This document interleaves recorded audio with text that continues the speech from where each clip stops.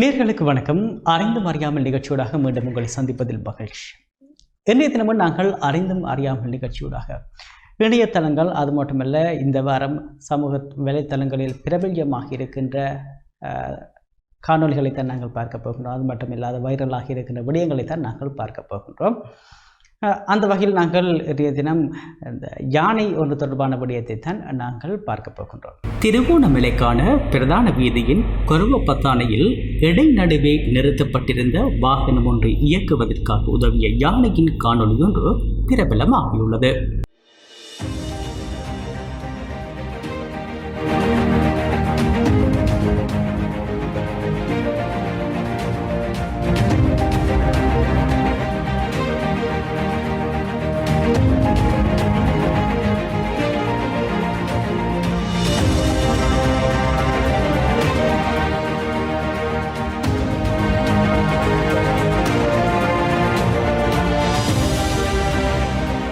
ரஜினிகாந்த் தொடர்பான ஒரு விடயத்தை நாங்கள் பார்க்க போகிறோம். ரஜினிகாந்த் என்றால் ரஜினிகாந்த் அல்ல, ரஜினிகாந்த் போன்று பாவனை செய்பவர்கள் தொடர்பாகத்தான் நாங்கள் பார்க்க போகிறோம்.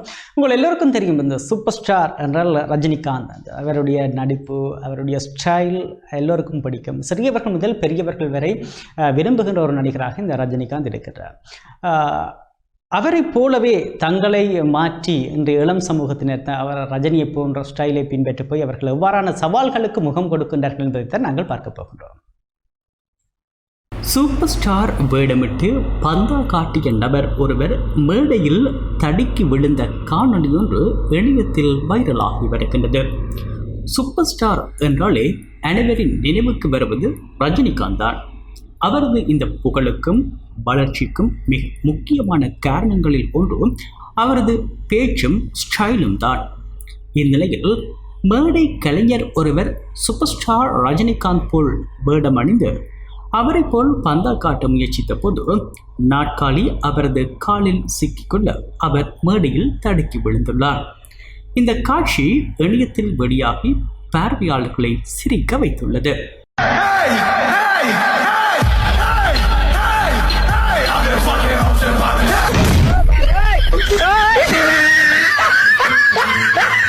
கிண்ண சாதனைகள் பல நடந்து கொண்டுதான் இருக்கின்றது. ஆனால் நாங்கள் தற்போது பார்க்க போகின்ற ஒரு விடயம், ஒரு குள்ளமான ஒரு பசு தொடர்பான விடயத்தை தான் நாங்கள் பார்க்க போகின்றோம். இந்த குள்ளமான பசு இணையத்தை கிண்ண சாதனை படைத்திருக்கின்றது. இதற்கு முன்னர் இருந்த பசுவை பார்க்கிலும் 10 சென்டிமீட்டர் குறைவான அளவில் இந்த பசு காணப்பட்டு புதிய உலக சாதனையை படைத்திருக்கின்றது. பசு ஒன்று மிக குள்ளமாக இருந்து கிண்ண சாதனையில் இடம் பிடித்த புகைப்படமும் இணையத்தில் வைரலாகி வருகின்றது.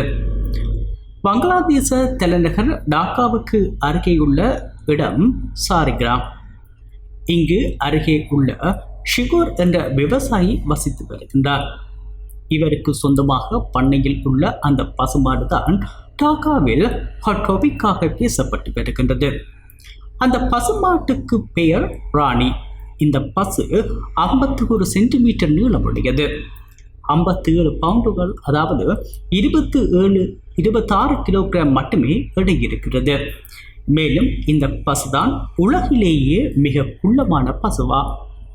இதற்கு முன்பு கிண்ண சாதனையில் மிக குள்ளமான பசு இடம்பெற்றிருந்தது. கேரளாவைச் சேர்ந்த மாணிக்கம் என்பவரின் பசு அது. கடந்த 2014 முதல் இந்த பசுதான் கின்னஸில் முதலிடத்தில் உள்ளது. அதன் உயரம் 61 சென்டிமீட்டர் ஆகும். ஆனால் அந்த பசுவை விட தற்போது ராணி 10 சென்டிமீட்டர் குறைவாக இருக்கின்றது.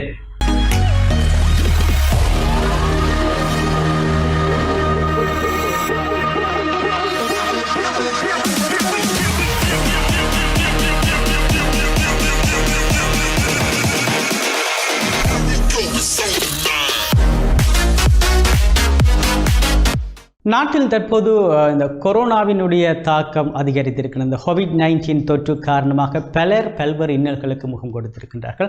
அது மட்டும் இல்லாது குறிப்பாக இந்த கோவிட்-19க்கு எதிரான தடுப்பூசிகளை போட்டுக்கொள்ள வேண்டும் என்று உலக நாடுகள் வலியுறுத்தி வருகின்ற சந்தர்ப்பங்களில் ஆரம்பத்தில் இந்த கோவிட்-19 தடுப்பூசிகளை பெற்றுக்கொள்வதில் மக்கள் ஒரு அசமந்த போக்கை கடைப்பிடித்திருந்தாலும் பிற்பட்ட காலப்பகுதிகளில் கோவிட்-19க்கு எதிரான தடுப்பூசிகளை பெற்றுக்கொள்வதில் மக்கள் குறிப்பாக பெரியவர்கள் ஆர்வம் காட்டி வருகின்றார்கள். ஆரம்பத்தில் இருந்ததை பார்க்க அவர்களினுடைய மனங்களில் மாற்றம் வந்து போதிய விழிப்புணர்வுகள் வழங்கப்பட்டு அவர்கள் COVID-19க்கு எதிரான தடுப்பூசிகளை ஏற்றி வருகின்றார்கள். ஆனால் இது நாங்கள் பார்க்க போகின்ற விடயம் என்னென்றால், இந்தியாவில் இந்த சம்பவம் இடம்பெற்றிருக்கின்றது.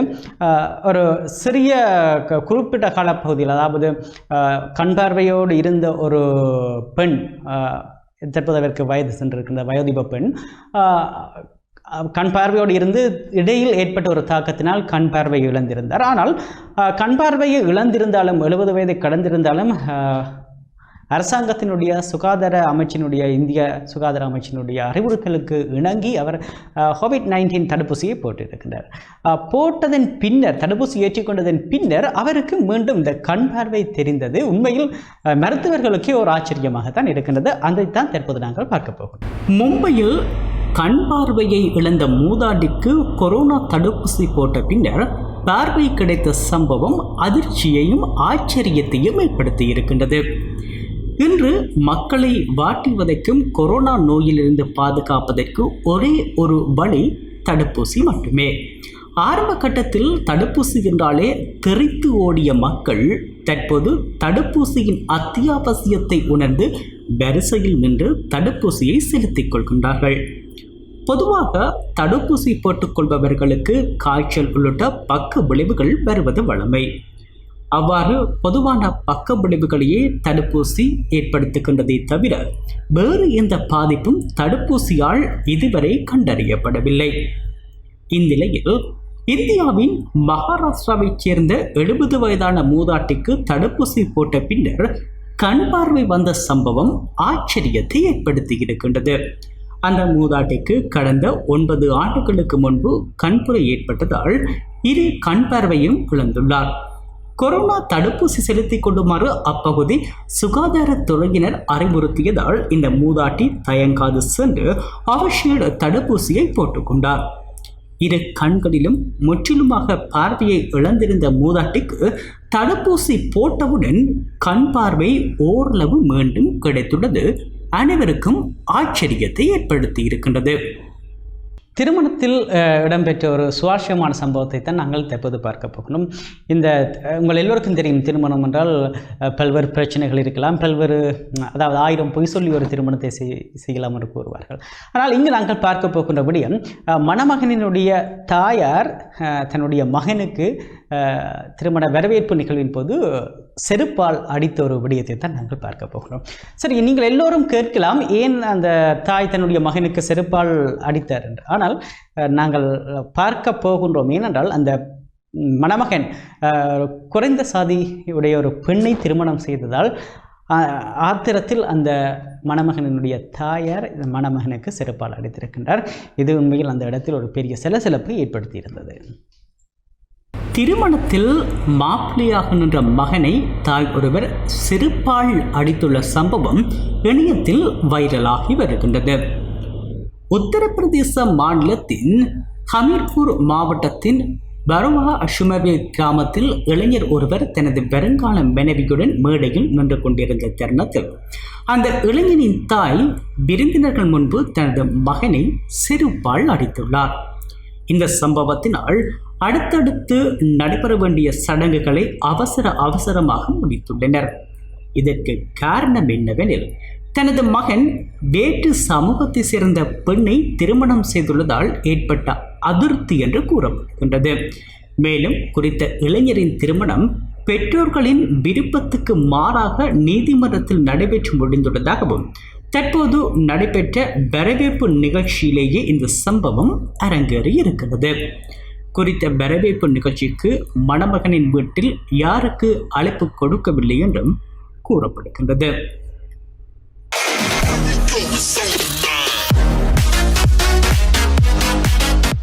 ஒரு சிறுவனுடைய செயற்பாடு பாராட்டை பெற்றிருக்கின்றது. அது என்னென்று கூறினால், இந்த இந்தியாவில் தற்போது கொரோனாவினுடைய தாக்கம் சற்று குறைவடைந்ததன் பின்னர் மக்களினுடைய நடமாட்டம் அதிகரித்திருக்கிறது. மக்கள் அரசாங்கத்தால் வழங்கப்படுகின்ற, சுகாதார அமைச்சினால் வழங்கப்படுகின்ற உரிய சுகாதார நடைமுறைகளை கடைபிடிக்காது அவர்கள் அலட்சியமாக செயற்படுகின்றனர். இந்த சந்தர்ப்பத்தில் ஒரு சிறுவன் இவ்வாறு முகக்கவசம் அணியாது, சமூக இடைவெளியை பேணாது செயற்படுபவர்களுக்கு அறிவுரை வழங்கும் முகமாக முகக்கவசத்தை அணியுமாறும், சமூக இடைவெளியை பேணுமாறும் கூறியிருக்கின்றார். உண்மையில் இந்த சிறுவரினுடைய இந்த செயற்பாடு சமூகத்தின் மீது இருக்கின்ற அக்கறையானது பலராலும் பாராட்டப்பட்டிருக்கின்றது. இந்தியாவில் கொரோனாவின் 2வது அலை கோர தாண்டவம் ஆடிவிட்டு சற்று குறைய தொடங்கியுள்ளது. இதனால் நாட்டின் பல மாநிலங்களில் கட்டுப்பாடுகள் தளர்த்தப்பட்டு வருகின்றன. சில நாட்களுக்கு முன்னர் கூட மணாலியில் சுற்றுலா பயணிகள் குவிந்த புகைப்படம் வெளியாகி அதிர்ச்சியை ஏற்படுத்தியிருந்தது. மேலும் முகக்கவசம் அணியாமலும் சமூக இடைவெளியை பின்பற்றாமலும் மக்கள் கூட்டமாக சுற்றித் திரிப்பதாகவும் தெரிகிறது. சமீபத்தில் தர்மசாலா பகுதியில் சிறுவன் ஒருவன் அங்கு செல்லும் சுற்றுலா பயணிகள் அனைவரிடமும் முகக்கவசம் அணிய கூறும் காட்சிகள் வைரலாக பரவியது.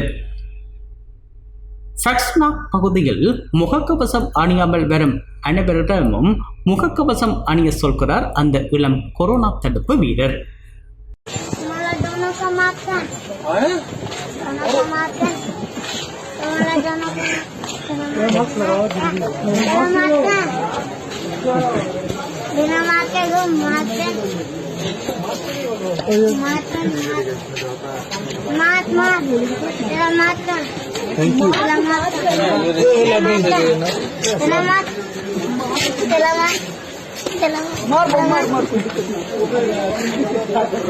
तुम्हाला दोनों को मारना है ना मार तुम्हाला दोनों को मार तुम्हाला मारना है अच्छा पुलिस वाले मार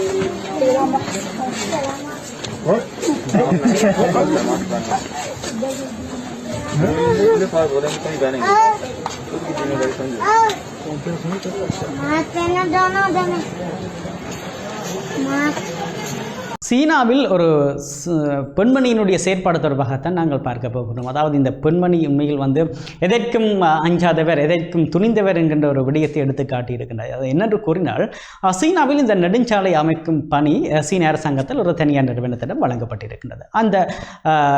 அதன்படி அந்த தனியார் நிறுவனமானது அந்த வீதி அமைக்கப்பட இருக்கின்ற பகுதியில் இருக்கின்ற மக்களை வேறு இடங்களுக்கு மாற்ற வேண்டும், அல்லது அவர்களுடைய இடங்களுக்கு பதிலாக பணத்தை கொடுக்க வேண்டும் என்கின்ற ஒரு நிலைப்பாட்டில் இருந்தது.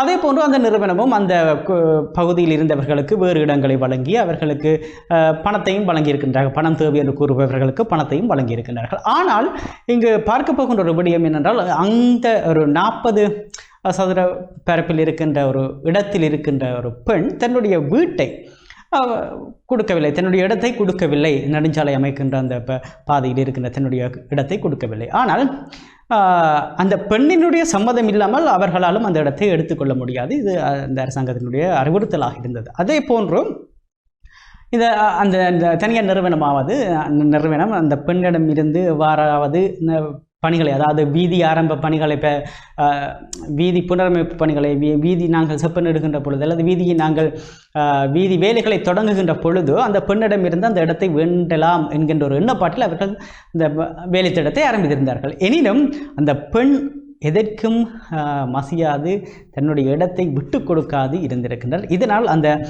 வீதியை போட்ட அந்த நிறுவனம், வீதி அமைத்த நிறுவனம், அந்த பெண்ணினுடைய வீட்டை விட்டு சுற்றி வர வீதியை அமைத்து மேம்பாலம் அமைத்து அந்த வீதிக்கு நடுவிலே அந்த பெண்ணினுடைய வீடு இருக்கின்றது. இது தொடர்பாக நாங்கள் தகவலை பார்க்கலாம்.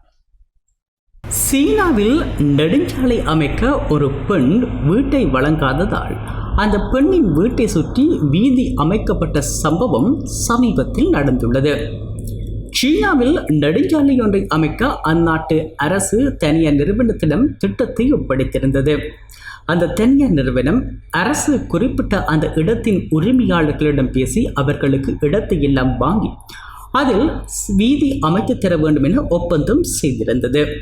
அதன்படி கடந்த 10 ஆண்டுகளால் அப்பகுதியில் உள்ள ஒவ்வொரு இடத்தின் உரிமையாளர்களிடமும் பேசி அந்த நிறுவனம் அவர்களுக்கு பணமாகவோ அல்லது வேறு இடமாகவோ கொடுத்து அந்த இடத்தை வாங்கினார்கள்.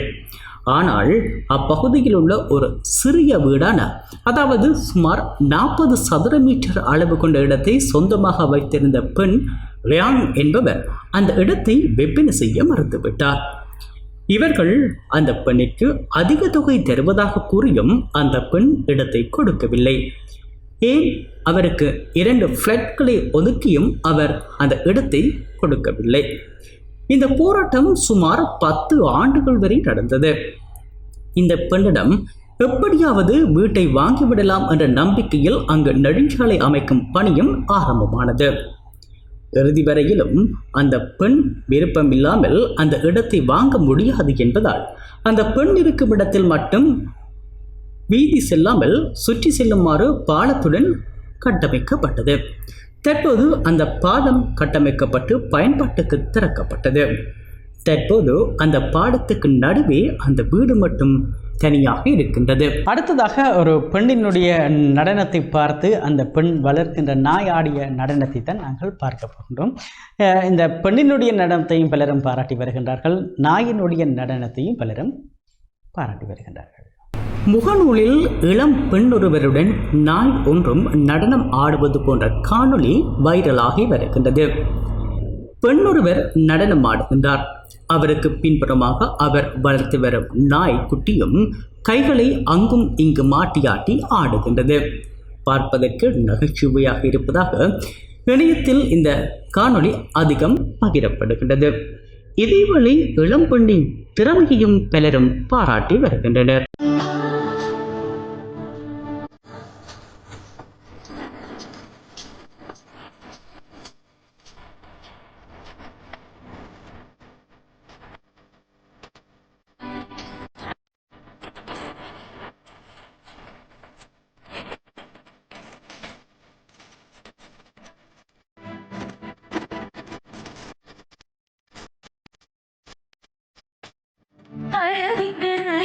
அடுத்ததாக நாங்கள் பார்க்க போகின்ற விடயம், அதாவது ஒரு வயதான தாத்தா, காதல் மன்னன் என்றே கூறலாம். அதாவது இந்த 28 மனைவிகளுக்கு முன்னால் அவர்களுக்கு முன்னால் சாட்சியாக வைத்து 36வது மனைவியை ஒரு முதியவர் திருமணம் செய்திருக்கின்றார். இந்த சுவாரஸ்யமான விடயத்தை தான் நாங்கள் பார்க்க போகிறோம். 28 மனைவிகளின் முன்னிலையில் 37வது முறையாக திருமணம் செய்து கொண்ட தாத்தாவின் காணொளி வைரலாகி வருகின்றது.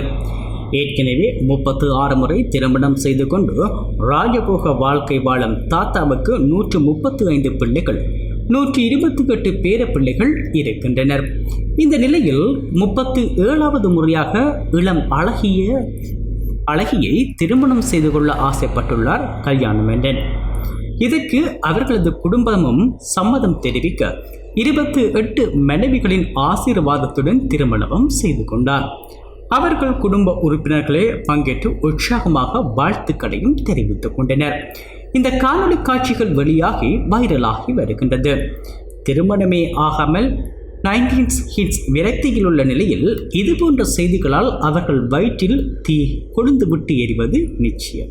இந்த காலகட்டத்தில் மனிதர்களே வேலை செய்ய சிரமப்படுகின்ற அல்லது அவர்கள் அந்த வேலைகளை செய்வதிலிருந்து விலர்த்தி இருக்கின்ற இந்த காலகட்டத்தில் விலங்குகள் மனிதர்களினுடைய செயற்பாடுகளை வேலைகளை செய்வதை நாம் பார்த்து வருகின்றோம் இந்த இணையதளங்களினூடாக. அதே போன்ற ஒரு விடயத்தை நாங்கள் பார்க்க போகின்றோம். அதாவது டீ கடை ஒன்றில் குரங்கு ஒன்று மனிதர்களை போன்று பாத்திரம் கழுவுகின்றது. அந்த காட்சியை தான் தற்போது நாங்கள் பார்க்க போகின்றோம். குரங்கு ஒன்று டீ கடையில் தட்டு கழுவும் காணொளி ஒன்று இணையத்தில் மில்லியன் பேரின் கவனத்தை ஈர்த்துள்ளது. இந்த காணொளி இன்ஸ்டாகிராம் பக்கம் ஒன்றில் பதிவிடப்பட்டுள்ளது. அதில் டீ கடையில் பணிபுரியும் அனைவரும் கவனித்தபடி குரங்கு ஒன்று தட்டினை கழுவி வைக்கின்றது. இதனை பார்த்து இணையவாசிகள் பலரும் இந்த வேடத்தின் மிகச்சிறந்த உழைப்பாளி என பதிவிட்டு காணொலியை வைரலாக்கி வருகின்றனர்.